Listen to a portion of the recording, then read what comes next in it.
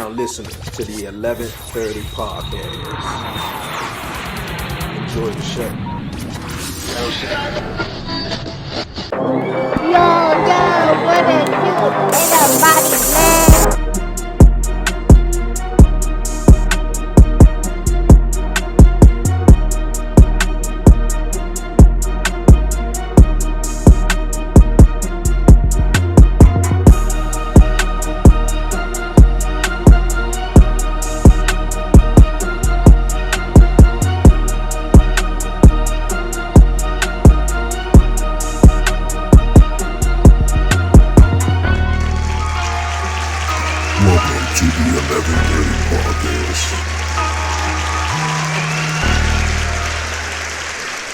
Yo, what it do? Everybody, man. Yo, what it do, everybody, man. Y'all already know what it is. It's your man Dre, aka Dre on Wheels, man, back at it with another edition of the podcast episode, man. Welcome back to the 11:30 podcast. Yes, man, back at it for another episode, another edition of the 11:30 podcast show. Appreciate everyone definitely tuning in and definitely vibing with your guy, man. Yo, it's gonna be a really cool episode, but before we get into the episode and dive into everything, man, y'all already know, man, definitely hit the like button down below, follow, share, and most importantly, hit the subscribe button, man. Definitely also hit the notification bell so you will be notified, man, when new episodes are definitely dropping each and every week. All right, man, now we got that out the way, man.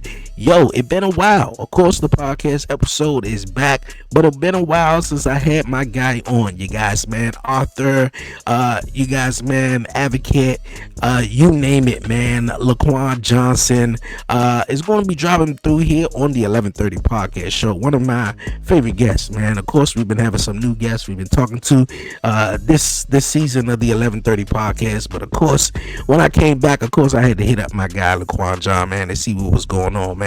We sort of missed each other last time, but we gonna bring on my guy and we gonna chop it up and chat with my guy Quon John. What's going on with you, my guy? How's everything? Hey, yo, Dre, what's up, man? You know, like I said, I'm living and loving life, man. Can't really complain about anything. You know, my heart beating, my wife healthy, my kids healthy, my parents healthy, my mother-in-law's healthy. You know, and I'm a real simple guy. So the simple things in life, you know, make me happy and feel fulfilled, bro.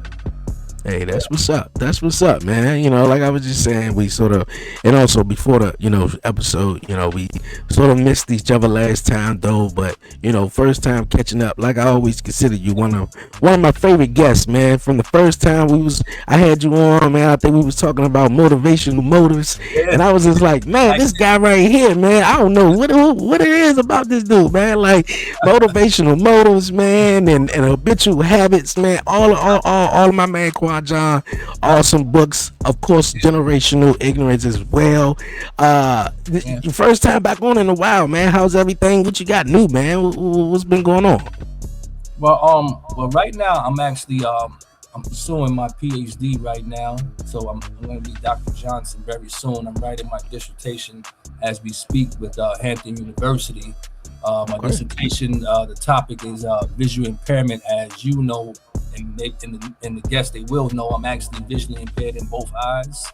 I'm legally blind by way of a genetic eye dystrophy by the name of Stargardt's. So I think that's where my passion for wanting to study people with visual impairments and how do they become employed? How do they find their niche? So I'm studying visual impairment and the impact that it has on the process of gaining meaningful employment. So in layman's terms, how does a blind person find their niche? How do they solidify themselves in the world? You know what I'm saying? Mm-hmm. We study. We want to know what's the nuances of the process, the journey. You know, is it the upbringing? Is it education? Is it mentorship? Is it just your sheer determination for wanting to be employed? What is it? What gets the person over the hump? Because some people succeed and others don't. So I'm trying to answer the question of why. Yeah. Hey, I like that. 3 years I've been pursuing this. Okay. Hey, that's what's up. How long you got to go to you actually, get the degree and everything? Well, I was supposed to be graduating this May, but as I said, for the past year, like I said, I had two very close deaths in the family last year in 2025, and I'm not Okay. going to say that all to this, but my mind wasn't there at all. Okay. and other personal issues that I was enduring, my mind wasn't there. So due to that, I said, you know what? Let me take my time. So I will be graduating in May of 2027 because the program I've been in 3 years. They give you 7 years to complete. So I said, you know what? Let me take my time. Let me get, I had the deaths in the family. I've had time to compartmentalize it and mourn.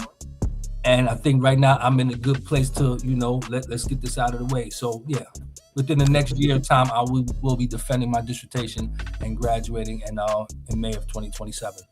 Okay. You could be, man. I'm gonna have you on next time. Be able to call you Dr. Johnson, right? Yeah. It brings a shiver down my spine just thinking about it. Yeah, I was just about to say how that feel, man. I mean, I know that had to feel good. It's I say it like this, man, because it's a long time coming, man. Because I mean, my journey of who I am today, it's that's a book in itself. You know what I'm saying? You know what I mean? Right. Because I'm actually the people that I'm studying. I actually lived their life. You know what I mean? Of not knowing who I was, what I can do, and how I can contribute to the world. I was that guy, just basically, living vicariously through nothing. And Right. I jumped into college. I said, you know what? Let me go to college. They say you can find yourself in college, right? So I went there, and after changing 3 majors, I found the wonderful world of psychology, and I said, I'm on to something. And then I said, I found the wonderful world of counseling. Then I found, who do I want to counsel? Oh, I want to counsel people with disabilities. Why do I want to counsel them? I want to counsel them so they can find their purpose in life.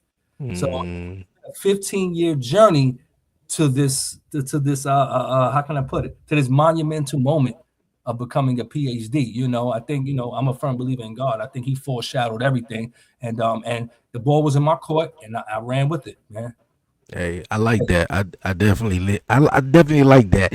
And as you mentioned, man, it wanted to be advocate and also speak and the reasons help people with disabilities find their purpose. Though I think what you said earlier, just trying to help blind people, people visually impaired, trying to get over the hump, man. I think that's really cool because look at I try to I know it, I have to be stressful, obviously you have to depend on more all your other senses, obviously than vision and everything like that. So I always see people and hey, how you doing? I even worked with a blind guy before when I was at or visually impaired, I'm just gonna say that, at the movie theaters. Either term, Yeah. So I think that's awesome, man. I think we need more people advocating or trying to help people with disabilities and stuff, whatever type of disability, visually impaired, physical disability, mental disability, to help them find their purpose. Though I think with a lot of with society, it really doesn't cater to people who have disabilities and stuff like that. So you really gotta sort of find it out on your own, or do the research, or you might run into a Quon John or whoever to help you sort of get over that hump. Because I always wondered, man, like I'm a big fan of like history. So like I think I talked to someone on the podcast maybe like a little while ago, and they was talking about people who have disabilities and stuff, and I was more curious, like like, man, back in the days, because now obviously technology and everything is different. People got wheelchairs or whatever like that, or whatever type of assistance they need. And I was just I think I was talking to a young lady, and she was telling me like back in the days, because her parents, I believe, was disabled, and how they didn't get out the house, and how they wasn't they was unfortunate to do anything, because how society wasn't it wasn't made for them and everything like that. So yeah, I think we need more advocates like that. Absolutely. Agreed. Totally agreed. Yeah. I second that. Say it again. I second that, definitely, man. And I think, how can I put it? Becoming the advocate that I am, I think I wanted, when I became a professional as a counselor, advocate, mentor, whatever you know what I'm saying? I said, you know what? I'm going to be the person that I wanted to have as a student. You understand what I'm saying? As a young guy that didn't know what he wanted to do or didn't know if he could do anything, I'm going to be the person that sits on the other side of that table to push him. And I was just thinking about that this morning. I said, you know what? What really propelled me to become who I am is that it's not designed for people with disabilities to succeed. One, they don't even believe they could succeed. Two, people in their family don't believe they could succeed. That is I'm talking about even true. the people that love them. Just because the person just because the person feels like you're not going to succeed doesn't mean they don't love you. They just feel like, you know what? I'm going to take care of them. I'm going to love them regardless. But I don't think it's probably in his cards to become important. And I'm here to change that whole narrative. I'm here to tell the person that's blind or in a wheelchair or that's deaf or that has autism or that has a learning disability that you're going to succeed. You know why?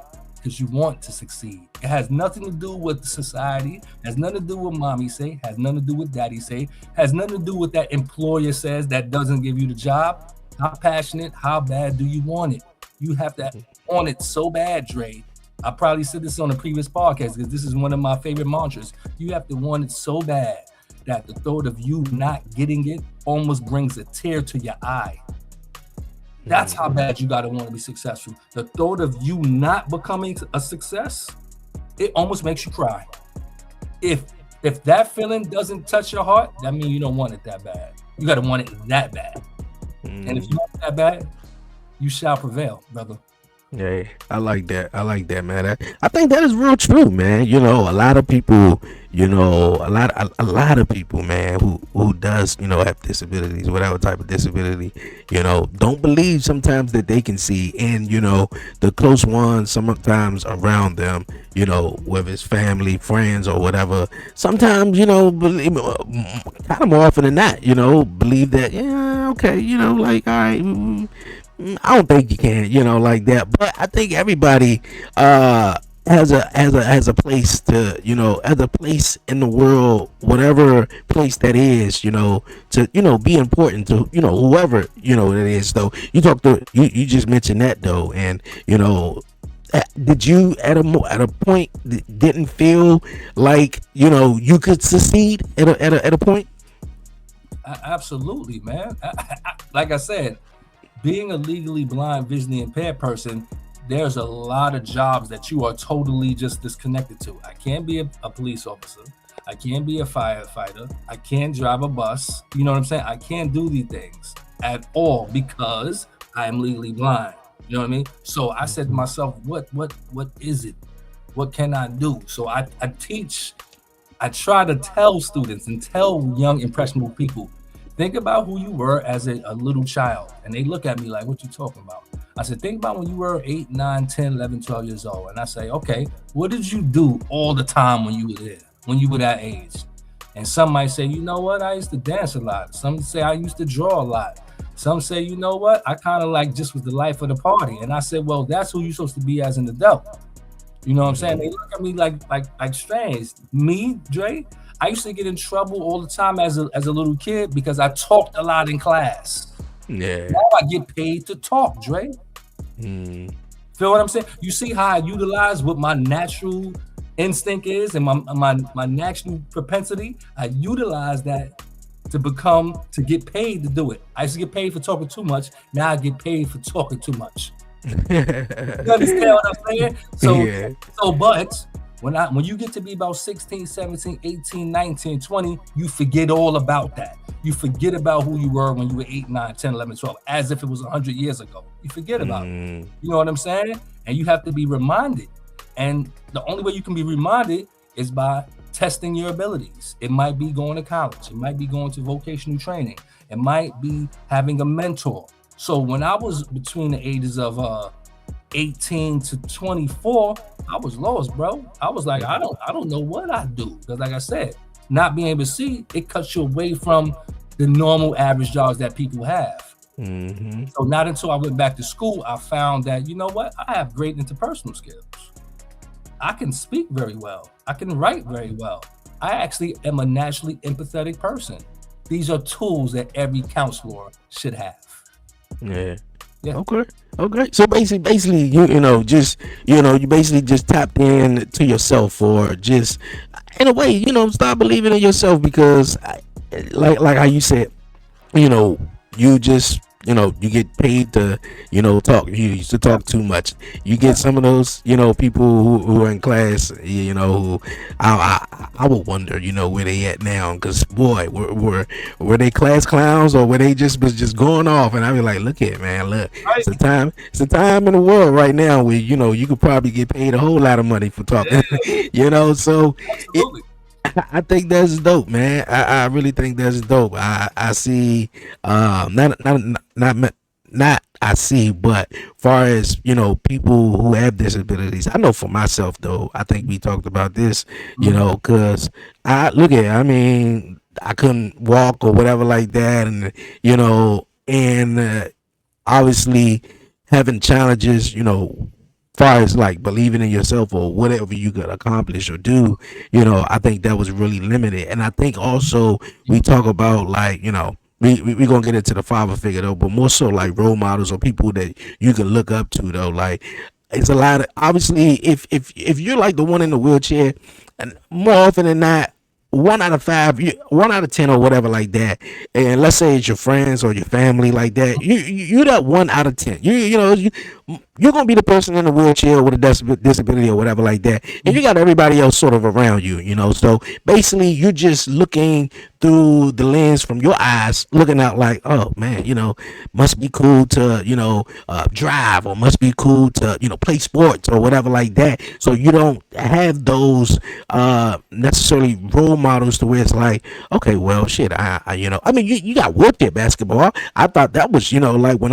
I sort of learned about wheelchair basketball and seeing other, guys, or seeing the I think it's the Paralympics, Paralympics. yeah. Check that out, man. I thought that was one of the most wonderful things, Right. seeing a bunch of people, with all walks of life, with disabilities, Yep. succeeding and, doing stuff like that, where growing up, like you didn't see that. So it was just like you didn't have that belief. It's sort of like you had to go through whether trauma or life or whatever like that to sort of find yourself and sort of belief in your own, because you don't necessarily have that. Like, you were visually impaired. I don't know how many friends or co-workers or family members who were visually impaired as long as you, as well as to where it was like, okay, I at least have guidance, or Yeah. whatever Right. like that. Yeah, Right. to figure out life, and Right. to learn how to navigate and stuff like that. Right. You're right. I mean, coming up, I didn't know anyone that was blind or legally blind. You know what I mean? Mhm. See, this thing about it is, I mean, I wasn't diagnosed as legally blind as a child. When I was a kid, like birth through like 17, Mm. I played ball. I was able to see the board. I was able to see my handouts in school. You know what I'm saying? I knew that my eyes were poor. I wore glasses, and it stopped there. Okay, he wears glasses. That's it. And then Right. one particular day, I was playing basketball in school. I think I was about in maybe 11th or 12th grade. I broke my glasses. So my father took me to the regular eye doctor. You know, the regular eye doctor in the mall. Yeah. Took me Yeah. and routine eye checkup. Let's get him some new glasses. But this particular doctor said, "Yo, there's something wrong with his eyes." Like, and we like, nah, we know they poor. Nah, he was like, nah, it's something really wrong with his eyes, like detrimentally wrong. So he was like, okay. So he referred us to a place when I used to live in New York called New York Eye and Ear. And this guy by the name of Dr. Speaker, uh, he diagnosed me with something called Stargardt's disease. So Stargardt's disease is basically a genetic eye dystrophy that it's very rare. You know, your mother and Mm. father, they carry the gene. The gene. Now my parents, they have good vision. They're not Mhm. blind. They carry the gene in their DNA, and when they come together, it's a 1 in 4 chance, 25% chance that one of your children will be legally blind with Stargardt's. I'm an only child, so I was the lucky one. I Mm. was the lucky one. So to answer your question, no, I didn't know anybody that was blind coming up at all. You know how it is. If when you were young, if you seen a blind person, you have your prejudice in your head. You wouldn't think that this blind person can play the piano like Stevie Wonder. You wouldn't think this Mm, blind person could be a lawyer. You know what I'm saying? You didn't think this blind person could be a doctor. mm, That's just our national instinct and prejudice as people to think when we see a person with a some type of difference, something that's different from us, at a la how white people used to, and sometimes still to this day, look at black people. We were mm, from them, so they automatically ostracized us because of our difference in them. That's all. It was that we're mm, black, they're white, and they said, oh, they're different. They have to be beneath us. They can't do what I can do, and that's what we as humans we do to people with disabilities. We do it unconsciously. When we see mm, them, we don't think that this person could really be on top of their game. You know what I'm mm, saying? You know what I mean? So once I went to a place named the Lighthouse. This is a place that educates, it advocates, and it appreciates people that are blind. I went mm, there, I got services. They sponsored me to go to college, and after being around blind people like every day, and I actually was one of the more sighted people that I was around. Everyone else was kind of totally blind. And I can mm, still see. I have some vision. So after being around them and seeing their independence and seeing how strong they were and seeing how disciplined and dedicated they were to succeed, I stopped feeling sorry for myself, man. And I said, "What's my problem, man?" You know what I'm saying? mm. And after that, I kind of took off, and I said, "I'm going to take off, but I'm gonna bring them along with me." You know what I mean? Yeah, I Yep. like that. I definitely like that, man.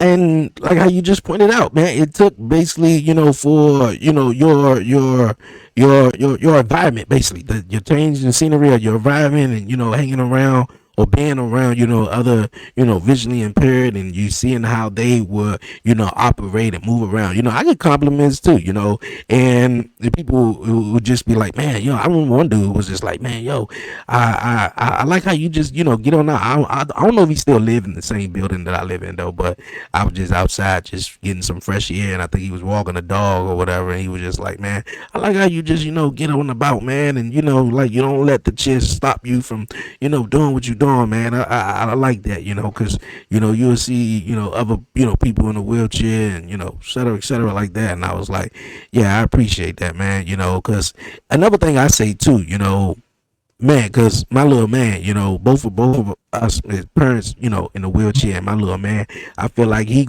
ain't gonna take no crap for anybody. He gonna be like, look at, both of my parents was in a wheelchair, and I can see what they doing. So I ain't gonna be able to, take it, because he's like my fiance called him supervisor. So I feel like he gonna be somebody boss or whatever, always bossing somebody around though.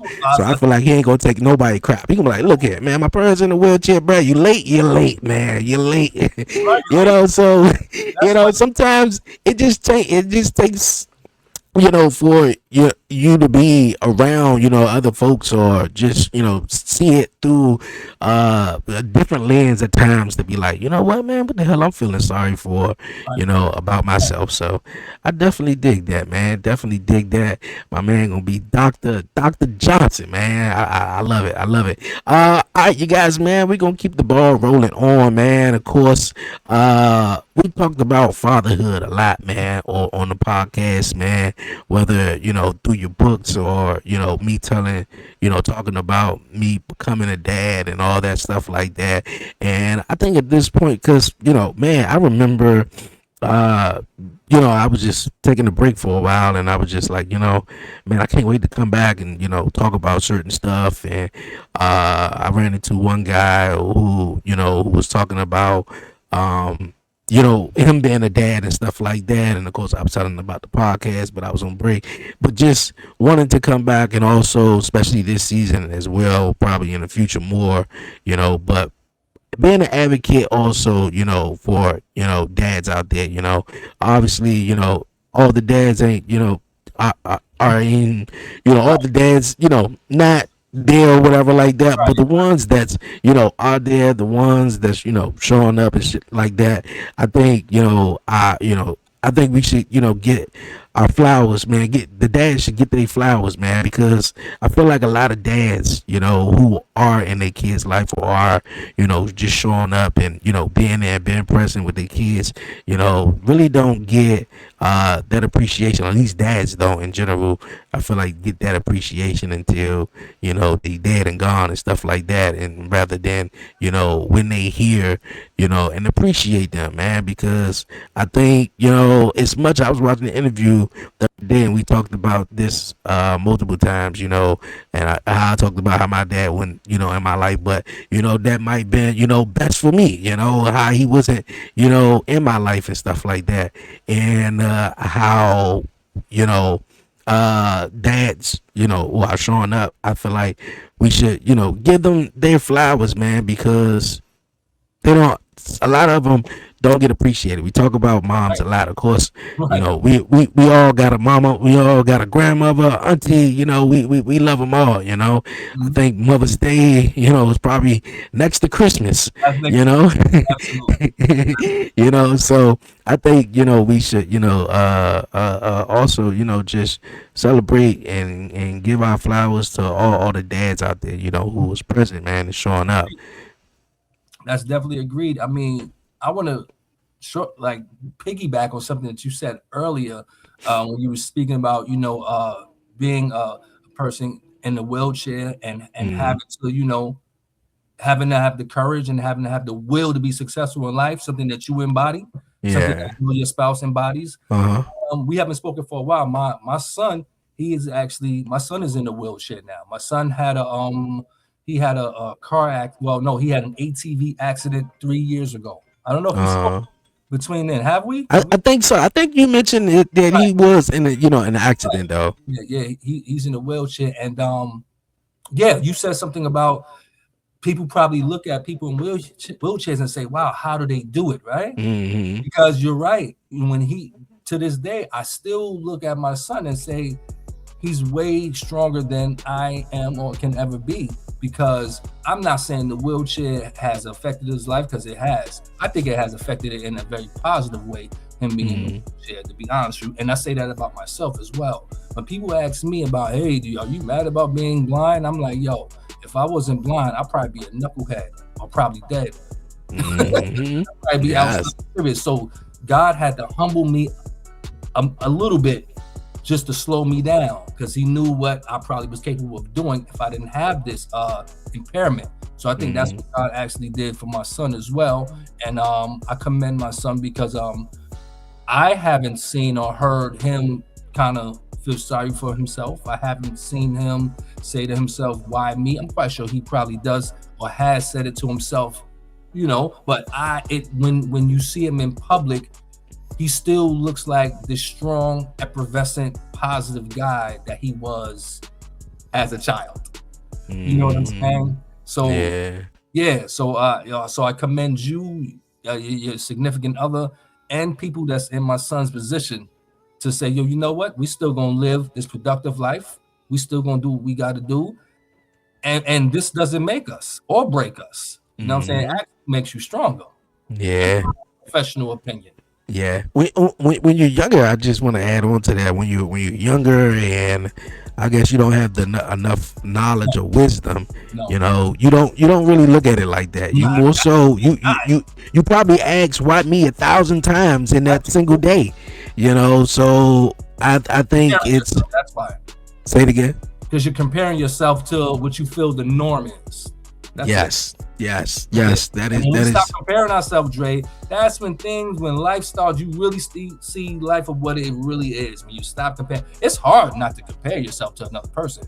I don't care, like I said, with the white-black thing, or if someone's tall and you're short, or if someone's more attractive than you are, if someone has better clothes, or someone has a better car. It's hard, but when you minimize the comparison, you're able to be an individual. You know what I'm saying? Yeah, you're so right about that. It's the comparison game. We all do it, and I think as an adult, we have to learn how to minimize the comparisons, because there's no other Dre, there's no other Quon John. You know what I'm saying? So how can you compare yourself to someone that's not you? You can only compare an apple to an apple. or an orange to an orange. You know what I'm saying? Yeah.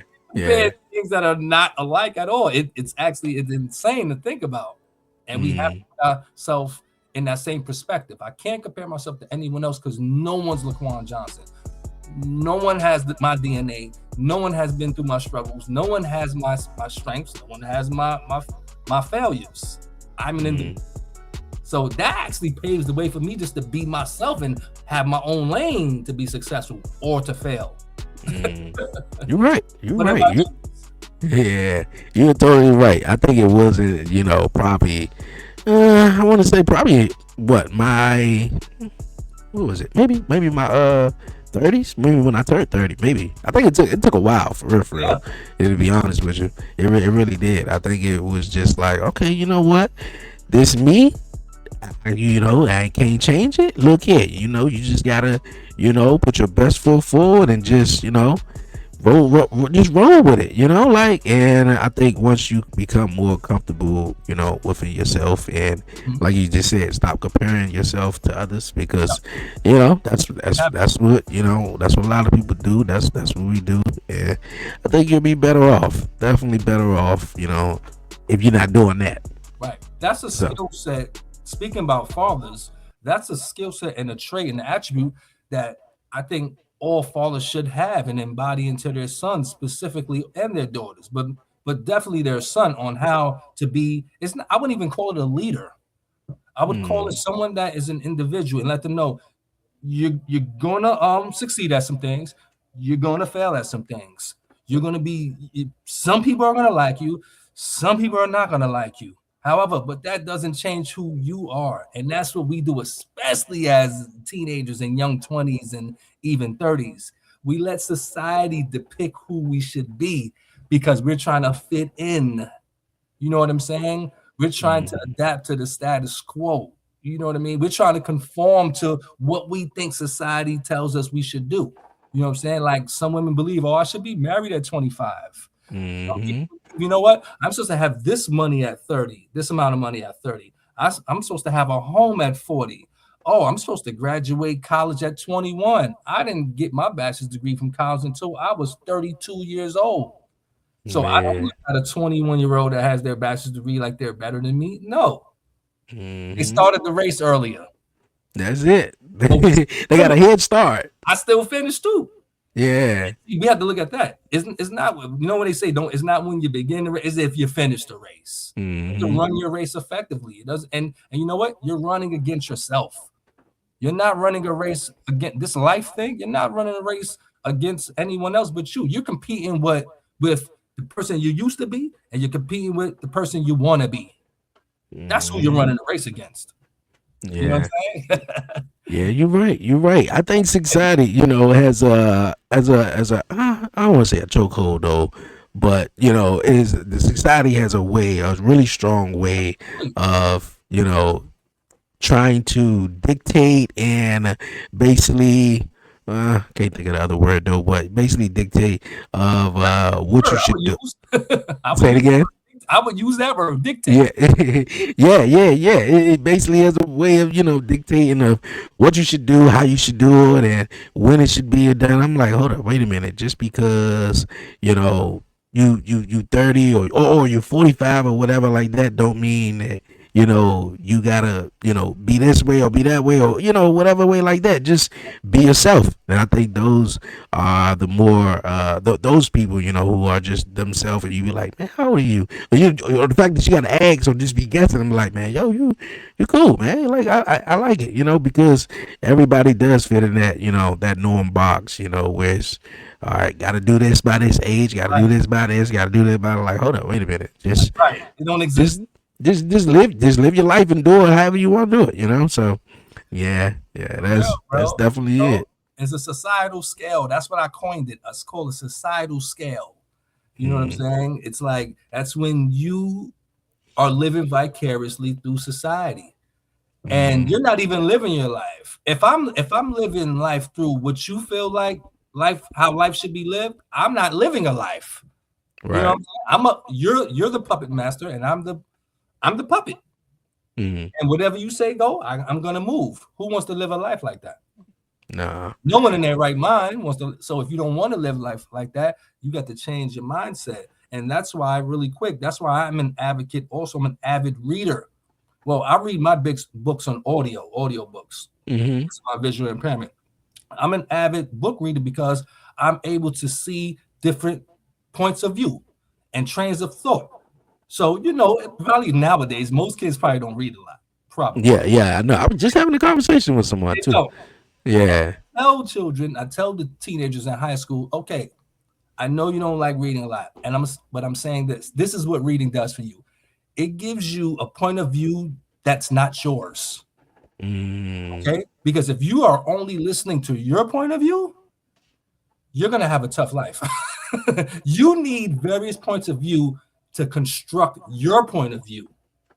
All of these points of views, you're going to put them all together. You're going to mix it up in the pot. Then you're going to sprinkle your own little season in it. And voila, you're going to make your point of view. There's no way you could do that if you don't listen to other trains of thought. You need to listen to other trains of thoughts and points of views and mindsets. It helps you grow. It helps you develop your own mindset. You do that, Yeah, I definitely dig that. Definitely dig it. You definitely. I was like I said, I was just having a conversation with I think a young lady or a guy, maybe a couple of days ago. We was chatting about how this generation really doesn't necessarily read a lot. Especially when it comes to men. Boys, men and particularly boys, they don't read though. Because you can get a young girl to sit down and read, especially if she's young or whatever like that, or if she older. My fiance, she like reading too, like they, it's a little difference though. But boys, you gotta keep them still. You gotta, hey, and more hands on. Yes, more so hands on and everything like that. So yeah, man, I think is in this generation though, where I think a lot of things play a factor too, where everything is more so digital. You get your news, you get everything from your phone. So and like how you said, obviously for you it's totally different, but you get people who just be like, all right, bet, I'm gonna put on the book and I will let it read to me or whatever like that, instead of just picking it up and just you reading it and everything like that. So yeah, it's a different world. Definitely, we live in. Absolutely. Different. Audible is your friend. I mean, Audible isn't just for blind or dyslexic people; it's for everyone. Yeah, and you get through the book much quicker than you do if you would actually be reading it. Mm-hmm. You can multitask. You could drive while you're reading. You could be in the shower. You know what I mean? You could be cooking. If you have a book, you can't do any of those things. Right. Audible, right. you can do all of those things. You can multitask and still Right. You gotta sit down and give it your attention and be looking down at it, rather than having an audible though. I definitely get you. I definitely get you, man. Like we was chatting actually before though, man. Generational more ignorant. Is a new chapter, actually an added chapter to one of your latest books, man. Which was going to be a book. You mind telling my viewers about it? Because I know we chatted about generational more ignorance, and of course more of your books and everything like that. I think where you dive into fatherhood and stuff like that though. So generationally more ignorant, as you said and eloquently put, is a chapter of a book that I've written called The Presence of Patriarchy. Okay, so I have a book named Generational Ignorance. That's my third book. So the sequel was going to be Generationally More Ignorant. It was going to be its own book. But after writing The Presence of Patriarchy, I said, you know what? I might as well make Generationally More Ignorant a chapter in this book because it coincides with the objective of the book. Because the objective of The Presence of Patriarchy is about the fatherhood or the lack of fatherhood and the importance that fathers play in a child's life. And it discusses how the absence of a father actually is instrumental in a child's life. I'll give you an example. We say to ourselves, oh well, he doesn't have a father, and that's probably why he got into trouble, or he's incarcerated, or he's outside selling drugs. But the other end of the totem pole is some fathers aren't mature enough to be fathers. Some fathers don't have the economic wherewithal to be fathers. Some fathers don't want to be fathers. So do you think that father is going to be a good father? Nah, That not person really. do you think he's going to? No, he's probably not Especially, a good father. especially if he's not ready to be one. Yeah, Right. definitely. So what is he going to instill into the child? Nonsense, Mm-hmm. ignorance, hatred, lack of self-esteem. And that child's going to grow up with these things.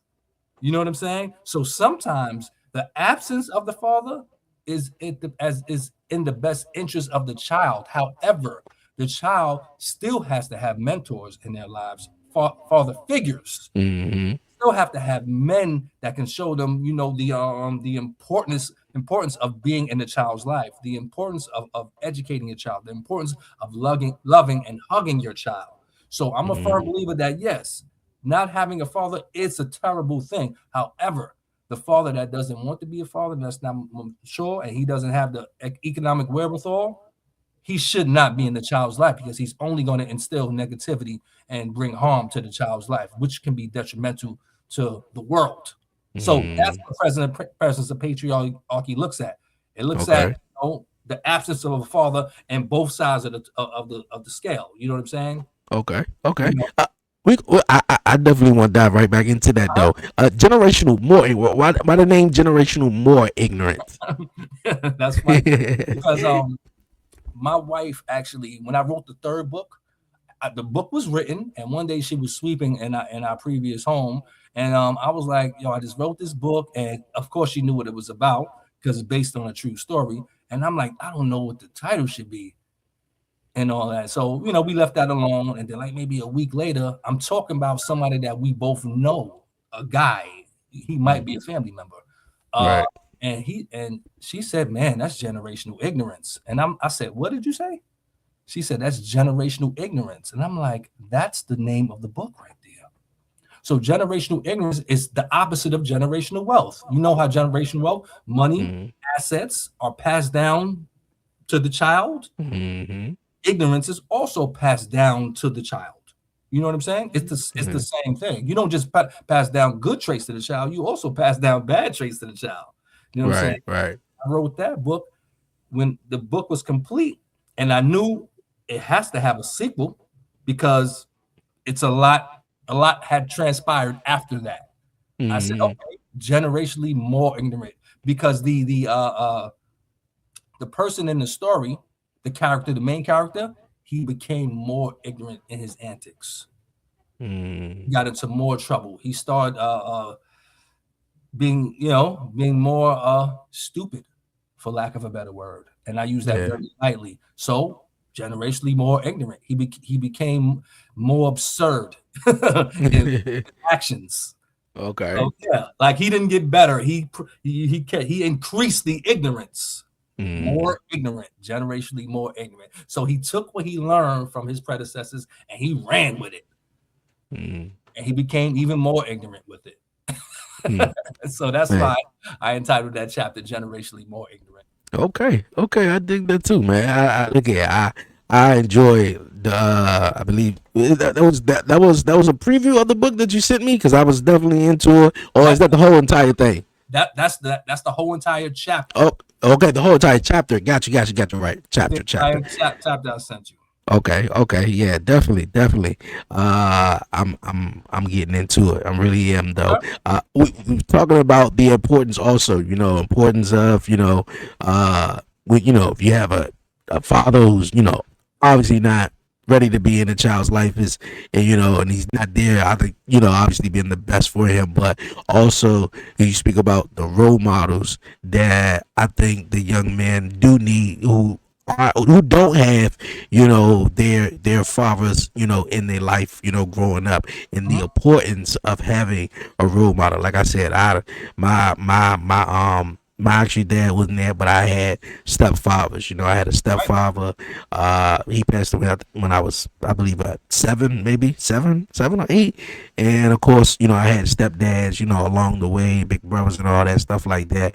And I think that's important because, I mean, when you got a single mom, at times, she got but so much time to actually, try to, I guess what, teach you or show you how it's like to, be a man and everything. Right, She could only do but so much, right, she could do, and I think I learned, all the stuff that well, I ain't gonna say all, but most of the stuff that I, can know or would, learn, from, the male, role models or male father figures, in your life, in my life. But I think it's, imperative, if you don't, have your dad or have that close relationship or whatever in your life. I was talking about how you got kids who sometimes play sports, or you might got students that you teach or whatever, but that the fact that you told them that I'm proud of you, or man, you doing a good job or whatever like that, yeah. That's what means a I'm lot to saying, them.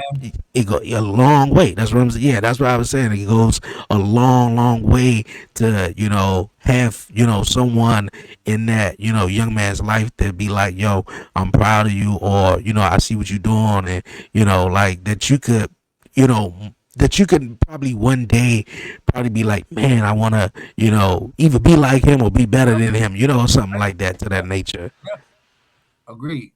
The Presence of Patriarchy, the book, was actually dedicated to my best friend.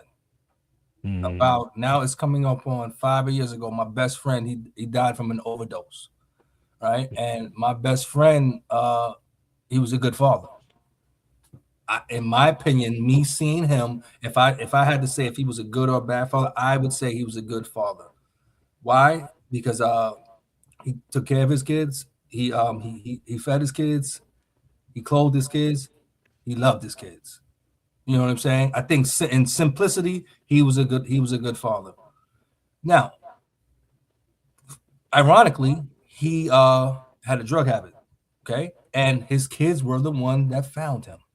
mm, Ironically, and I dedicated this book to him because of a few reasons. Me and my best friend, we lived in the projects, right? 16 floors, 8 apartments on each floor. Me and him was the only two dudes in that building that had a father in the household. You understand me?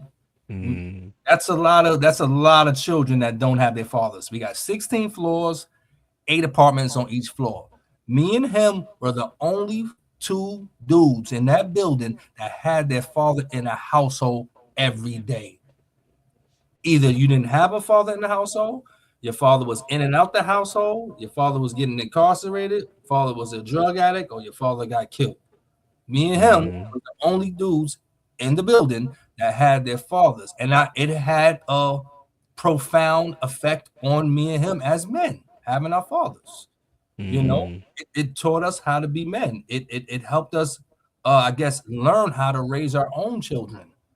And actually, it probably connected us as friends because right. there were tools and things that our fathers taught us that that we stand on to this day.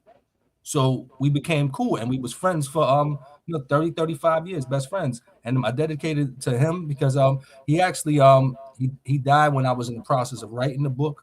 I dedicated to him because like I said, he was a good father, and it was just so sad that he had to die in that vein and in that way, and in front of Mm, children, in front of the same kids that I said that he loved and cherished.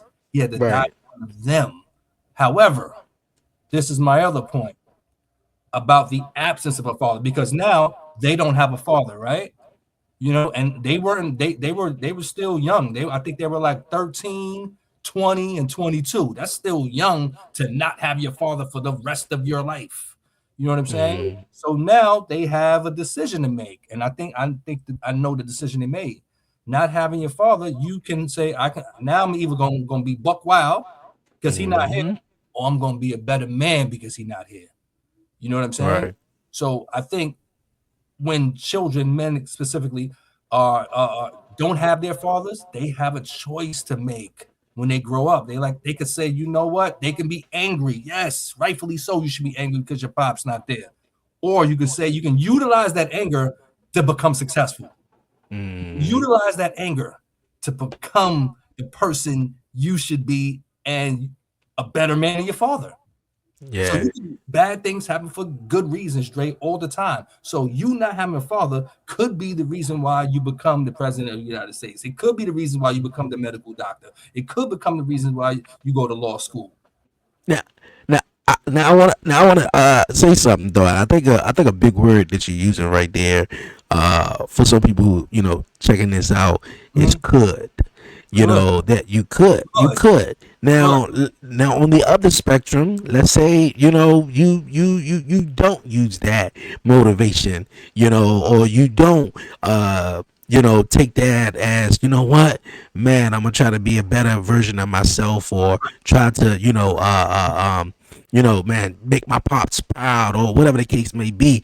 And the fact that, and I've seen it, I really have seen it to where it's like people literally have chosen the opposite. It was like, what? Now I'm just gonna go wild. You feel me? Like how you just said, yeah, you're angry at the world. Yeah, you got every right to be angry. But yeah. On the other spectrum, it sometimes it just leads other people, down Yeah, the wrong rabbit hole. absolutely. Absolutely. And as when you were speaking, and when I say I can't, what's the word I'm trying? I'm not saying I don't blame them. To be honest with you, I don't blame Yeah. them, because one, to go down that negative road, it's easy. Hmm. One, two, you have justification on why you should go down that road. You know what I'm saying? You can justify it. Yo, I grew up in the projects. My mother's struggling. My father not here. I gotta do whatever I gotta do to eat. And And go out. is that good in a way? I mean, who's to say, right? But We are. I don't think that we can be the judges of that. You know what I'm mm, saying? At all. We can't be the mm, judges because at the end of the day, that's this young man or this young lady's life. And mm, they will reap what they sow. Some people mm, grow up and don't understand that terminology, even at 30, 40, and 50. Hey, if I do this, it has consequences. This is inevitably going to happen. mm. It might not happen today. It might not happen tomorrow, Dre, but it's going to happen. You understand? Good or bad. So I can't say that this judgment is wrong because, like I said, they are justified. In their head, I'm justified for doing this. Like I said, I grew up in the projects. My mother, she's a drug addict. My father was never near. I'm going to go outside and sell drugs and get money so I can feed myself. I can't blame him for doing that. Would I do it? I can't say if I would or not because I had my father. I Right. can't. I always had what I needed by way of my mother and father. So I can't say what I would do if I was in his predicament because I'm not. And I can't say what he's doing is wrong. But he or she should understand that everything you do will have repercussions. You will reap everything you have sown. I'm a firm believer. Another mantra that I have, Dre, we get everything we want in this lifetime, good or bad. And I'm not being far-fetched, like, hey, if you want $1 million, you get $1 million. I'm not saying that. No. However, if in my mind I want to be successful and I want to be a bus driver, I'm gonna become a bus driver, man. Barring me not having a visual impairment, if I want to go out here and say, you know what, I'm gonna make me some money, man. I'm gonna do things that increase the likeliness and feasibility of me making money. I'm going to do that, and one day, might not be today or tomorrow, might be 10 years from now, I'm going to have money because I already planted the seed. But on the other side of the spectrum, if I say, you know what, this is a dog world, I'm gonna do whatever I gotta do. If I gotta cut people's throats to get money, boom, boom, boom, boom. I'm gonna do that, and there's gonna be a consequence and a repercussion to me doing that. Whether me going to jail, whether me getting killed, whether me just having a horrible life. It's going to be so that, you know what I'm saying? We get everything we want. That's why when they say you gotta watch what you ask for. You ever heard of that? Yeah. Yes, I did. Yes, I did. You get it, man, and it sneaks up on you. You never get it when you want it. You get it, Never. and it comes in shape, forms, and fashions. If you really paying attention to life, it might not even come and affect you. It might affect somebody in your circle that you love. And like, oh, you know what I mean? Where it's really gonna, hit home. Right. So I can't judge the guy for doing that, but he or she should be ready for the consequences. If you are ready for the consequences and repercussions, have at it. Okay. Have at it. Have at it. Yeah. It's a sad thing because I especially our black people. I want our black people to reach for the stars. I mean, Exactly. I just believe that we the most educated, we the craftiest, we're the alchemists. We know how to make something out of nothing. You know what I mean? We've been through the most, historically. So it's in our blood, in our veins to overcome adversity. Right. It's in us.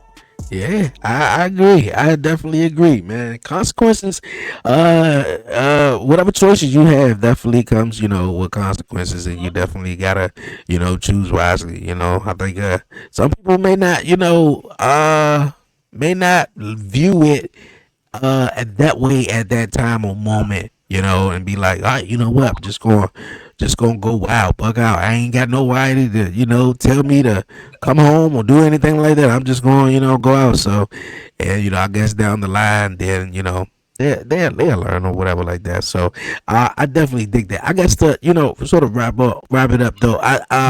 You talked about one last thing, the importance of like male role models though, male role models or father figures, better yet, in the kid's life. We know the the effects that it can have with hey, pops ain't there, I bet he wasn't ready or whatever the case may be, and maybe that could have made this whole family dynamic even worse than whatever. So it may have turned out best that he wasn't. But for the ones that probably don't even have their dad in their life, just the importance of a father or man role model in their life to teach them how to be a man. Do you feel like there's enough of them male role models around to teach the young generation how to be men in today's society?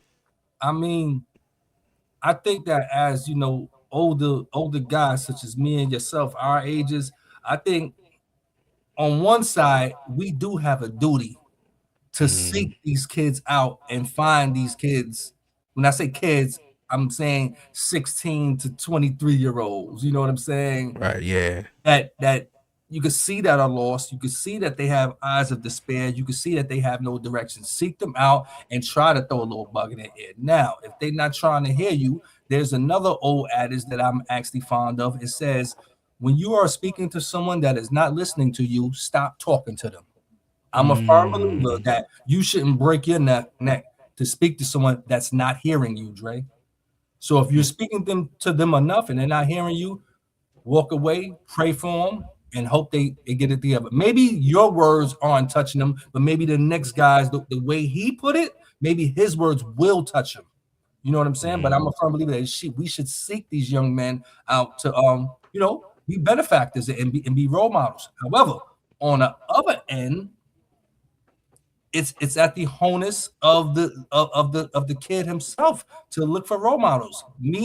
My case in point, when I was going to college, when I wanted to be a counselor, when I knew I wanted to be a counselor, and I got an internship in the counseling center in my college, right? And it was all women in there. I was the only guy in there. Right. So the director asked me, she's like, so what's up? Why did you want to work here? And I said, because I'm looking for a mentor. I'm looking for, I didn't say a man or woman. I guess she was an older woman, so she understood. I said, I'm looking for a mentor, someone that could show me the ropes of this counseling thing, someone that could teach me, man, someone that I can follow around and listen to, things of that nature. And she introduced me to these two guys. One guy by the name of Alan Fuentes and the other guy by the name of Pedro Luna. Them two guys don't know how much I owe them. So for 2 years, I was able to follow them around, go to classrooms with them, see how they presented themselves to people, see how they counsel people, see how, how they were effective men in this counseling profession, because the counseling profession is dominated by women.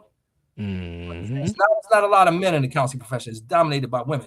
So and they became my idols for 2 years, man. And when I went on to graduate school, I took so much of what I learned from them two guys and implemented it into my repertoire. But as I said, I was looking for them. You know what I'm saying? So the kid. I mean, I was much older too at this point. I wasn't a teenager. I was well into my 20s, but I knew I wanted to be something, and I knew I had to look at somebody that was actually doing it already. I was looking for them. So on one end, we gotta seek them out, but on the other end, they gotta be looking for us too. You know what I'm saying? These I, as role models. Yeah. No, you're right. You're definitely right though. They definitely got to be Yeah. out there looking for them too, and they got to be, the duty, for you to just, pick them out and be like, look here, man, I Right. see what you're doing, and you could do better at it. Though I definitely dig that. Why you feel like that profession or in that space there where it was just like more, it was more basically women. I know, like I love at school. I know because I was hearing somebody say, they first male teacher wasn't until like 8th, 9th grade or whatever like that. So yeah, why is that? Why is that in a way? Because I forgot necessarily, but why is that I mean, in certain spaces you would definitely see more women instead of men? I mean, it's just it has to do with just simple biology. Generally, men are the ones that do the jobs like construction and Gotcha. Right. hands-on jobs, plumbing and carpentry. Generally, there are Hmm. many women that do it and do it better than men, but generally, men make up the most of that. And when it comes to the nurturing positions like teaching and counseling, they are generally women. Women encompass those positions. So I Hmm. and I work for an institution now that we have a nursing program.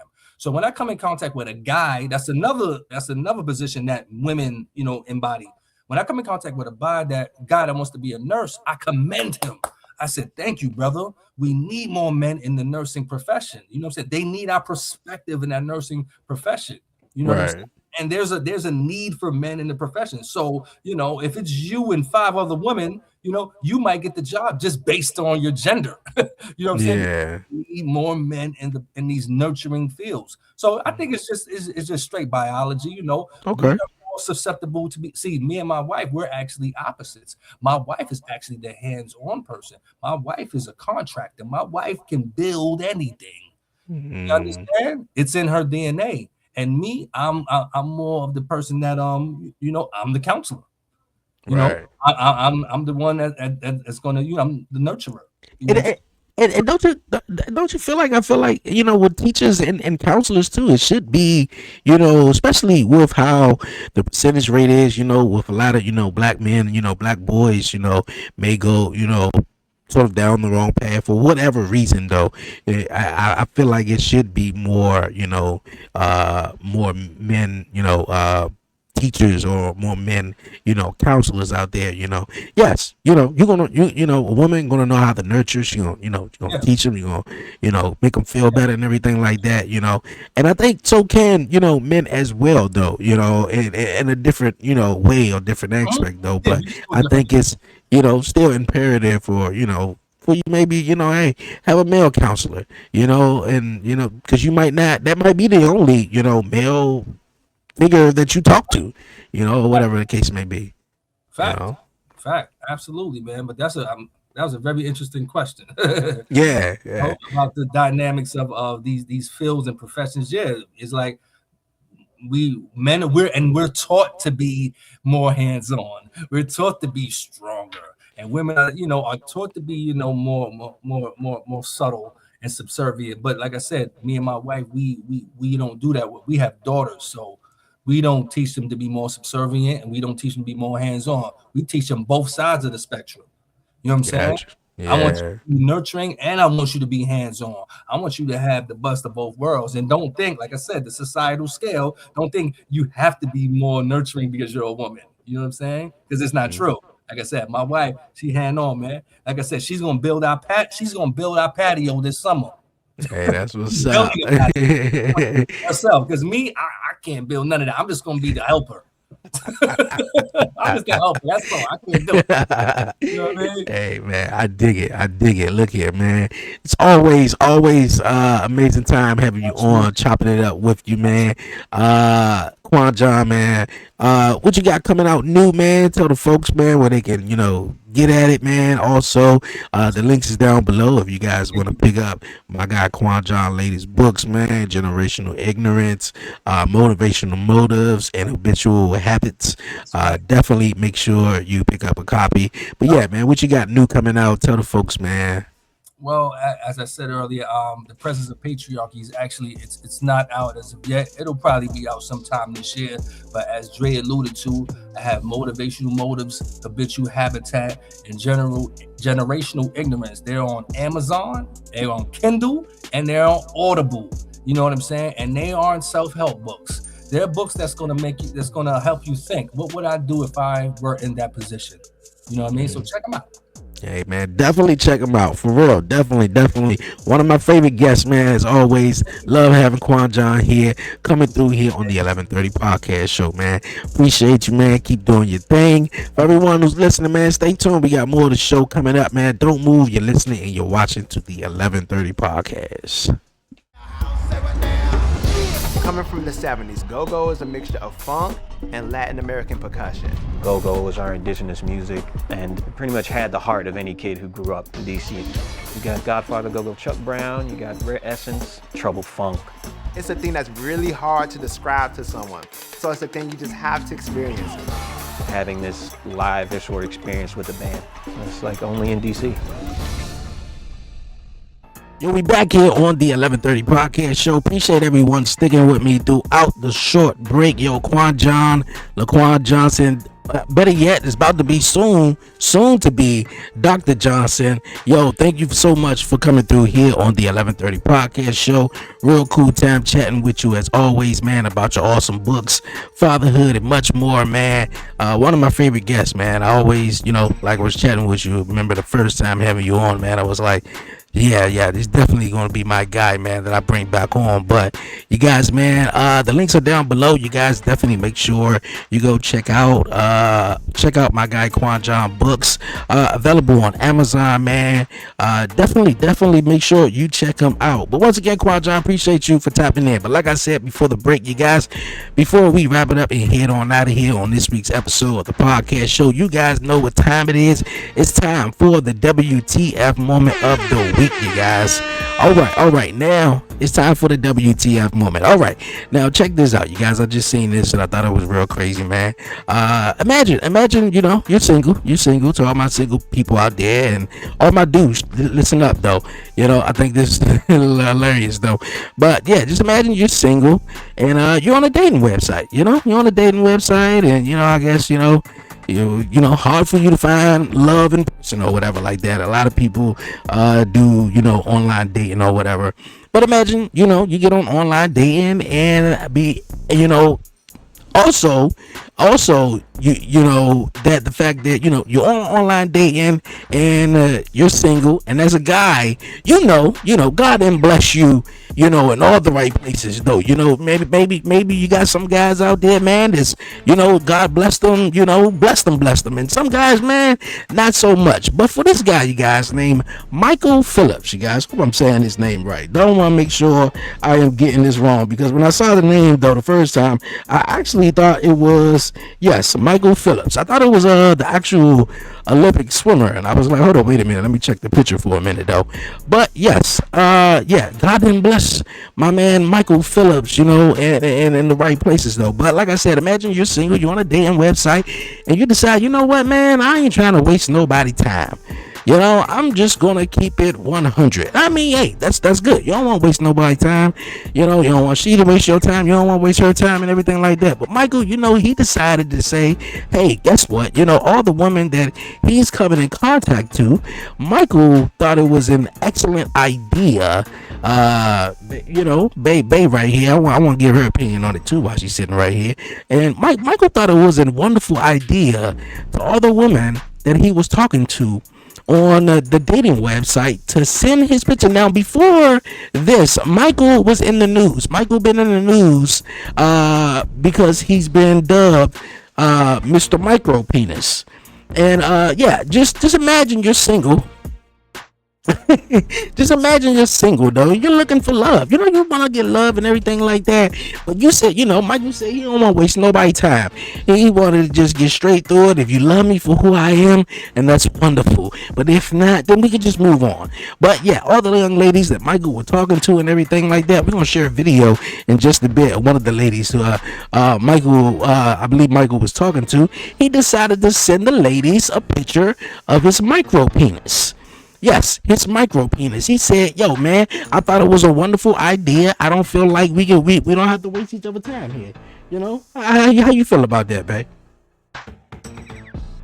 How you feel about that? Like if you was on a dating website, you single and everything, you ain't with me and everything." And the dude was just like, "Yeah, you know what? I ain't trying to waste your time. I know what you like, and I know what a lot of women like. They like, what they like." And he decided to send you his micro penis though. And a couple of ladies, I mean, look here, if you're gonna post it, you better be aware of the reactions that are gonna come. And of course, Michael was upset that of course ladies were making fun of him, and he was mad at ladies, and et cetera, like that. But yeah, though, like, how would you feel? How would you feel if a dude just was like, "Yeah, I'm not even trying to waste your time"? I would just delete the picture. I would look at the picture, laugh at it, and then So you just about whatever the ladies did, right? Look at it, laugh at it. I'm pretty sure that's probably what a lot of people did. But yeah, Michael Phillips though, and the crazy. Say it again. I blocked them. You'll block him? Yeah. Definitely. I mean, dude, you got the name of one of the greatest Olympic swimmers, dude. Like, you couldn't find anything better else to do to just say, well, like, hey, I ain't gonna waste your time. Look at this is what I'm working with. This is what I'm working with. Look at you. You gonna accept it or you ain't. Hey yo, this is too wild though. I can't believe it though. Like, yo, Michael Phillips, bro, you better go and try out for the next Summer Olympics, man, and try to beat the original Michael Phelps record or something like that. Not for taking unsolicited nude pictures though, but yeah, WTF, man. That was a WTF moment of the week though. For real. You said you'll block him? Okay. All right. I'm pretty sure all the ladies out there probably would definitely block them though. Oh boy. Yeah. All right. WTF moment of the week. Now, all jokes aside, of course, that's WTF moment of the week, man. But real WTF moment is what's going on in the world right now. I think Babe just said something about it the other day and I just brushed it off. But then I got on social media the other day and I was like, okay, what the hell going on? What did Trump say now? I think he's the biggest gangster right now in the world though. Like the biggest gangster in the world, just bullying everybody though. I don't even know what happened, what was said. I said Trump was probably just like, fuck them niggas. Fuck them niggas. We can just gonna just bomb all them people over there in Iraq. We just fuck them. I want the oil, the gas, all that. Like, crazy times we live in, really crazy times though. But the times that we are living in, man, just love on each other, man, and be the best version, man. Definitely be the best version of yourself. But yeah, WTF moment of the week, Michael, man, you definitely got to do probably find a better hobby. Probably find a better hobby though. Hey, but. You guys, man, as always, it's been an awesome time chatting with you guys as my guy Quon John for coming through here on the 1130 podcast show. All the links are down below. You guys definitely make sure you check out my guy Ladies Books, available on Amazon, available on Kindle as well. You can sit back, ride in the car, listen to the books, whatever you want to do, man. So once again, great time chatting with you guys, man. We gonna head on out of here, you guys. Beyond 1130 is back. We got the gang, myself, Brian B, Harley, and Chanel. Episode 1 is in the book, so definitely make sure you catch up and definitely tune in to Beyond 1130. But for now, you guys, man, we gonna head on out of here, and I'll see you guys on the next episode. Be easy, be smooth, give all the glory to God, man. Won't he do it? Until next time, it's your man Dre, aka Dre on Wheels. Y'all already know what time it is, right? Play my theme song. I'm from the city, DC, that's where I'm from. 1130 podcast, Dre on Wheels, he is the one. Let's get it, yeah. Who with me? Let's get it, yeah. No with me, yeah.